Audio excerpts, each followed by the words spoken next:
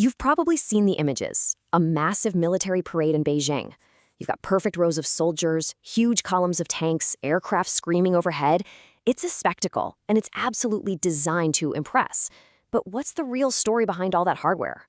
Let's get past the performance and find out what was really rolling down that street. And right out of the gate, they're showing off some seriously impressive-looking technology. This is brand new stuff, like this right here, the Zhulong 3, or JL-3. It's a submarine-launched ballistic missile, and putting it front and center like this, well, that's a powerful statement to the rest of the world. But with any display like this, you have to ask the big question, right? How much of this is just for show, and how much represents a genuine, game-changing leap in military power? That's exactly what we're going to dig into.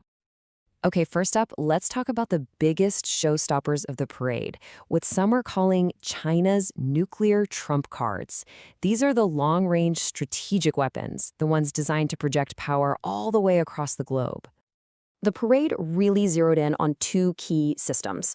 On the left, we've got that submarine-launched JL-3 we just saw, and on the right, that's the DF-61, a modernized intercontinental ballistic missile that you can move around on the road.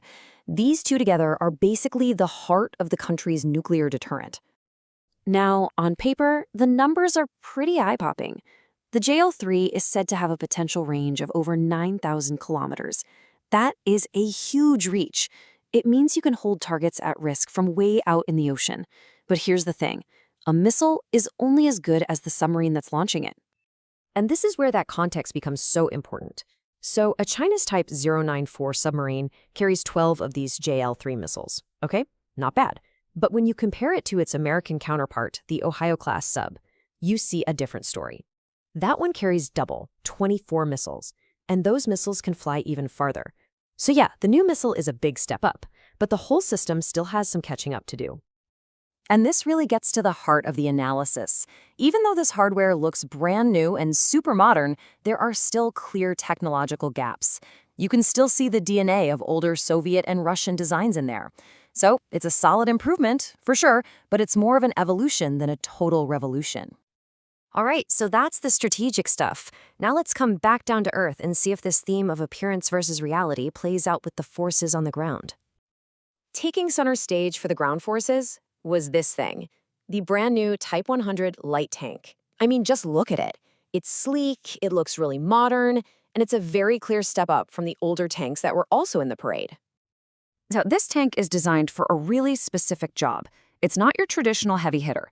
It's built to be light and fast with just a two-person crew. The idea is for it to make quick strikes deep behind enemy lines and be able to handle tricky urban warfare. So you might be wondering, where did this new design come from? Is it completely new from the ground up? Well, not quite. Turns out it's reportedly modeled after Russia's T-95, which was an advanced tank idea that actually never went into production. So there's that pattern again. It's evolution, not starting from a blank slate. And you guessed it, once you look under that modern shell, some questions start to pop up. There are reports of shortcomings, like the main rocket launcher having questionable accuracy, each shot being really expensive, and no real upgrade to its ability to conduct assaults from the sea. Okay, on to our final category. And honestly, this might be the most talked about part of the whole parade, the absolutely massive display of drones and other unmanned systems. The variety here was just staggering. I mean, we saw pretty much everything you could think of. There were armed combat drones, reconnaissance drones, and then you had really specialized naval stuff like unmanned minesweepers and even underwater drones. It's super clear that this is a huge area of investment for them. And this thing right here, this unmanned naval minesweeper, is a perfect example of that. We're talking about a serious investment in robotic capabilities for the future of warfare. You just can't deny the ambition. But, and you probably saw this coming, when you look closer, there's another side to the story. Many of these drones are thought to be copies of American designs, what some people call cottage products. The idea is that they're the result of reverse engineering other countries' tech, not necessarily ground-up innovation. And it goes beyond just where the designs came from. There are some huge operational hurdles to think about. For one, most of these systems are totally unproven in actual combat. Developing reliable control systems is an enormous challenge. And then there's the AI. What happens if it messes up? You could have a disaster with friendly fire. These are really tough problems that every military is struggling with. So, after looking at the missiles, the tanks, and the swarms of drones, what's the big picture here? Let's try to bring it all together. Look, the parade was a masterclass in projecting strength and ambition. No doubt about it.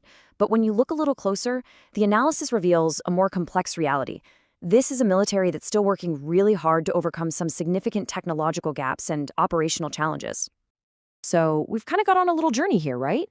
We started with the spectacle, the powerful show of new gear. Then we went into the analysis and saw the limitations and where the tech comes from. And the picture we're left with is a military that's modernizing at an incredible speed, but is very much still a work in progress. Which leaves us with one final big question. Does this parade show a fully formed military superpower ready to compete at the highest level right now? Or does it show a superpower in the making? One that's closing the gap really fast, but just isn't quite there yet?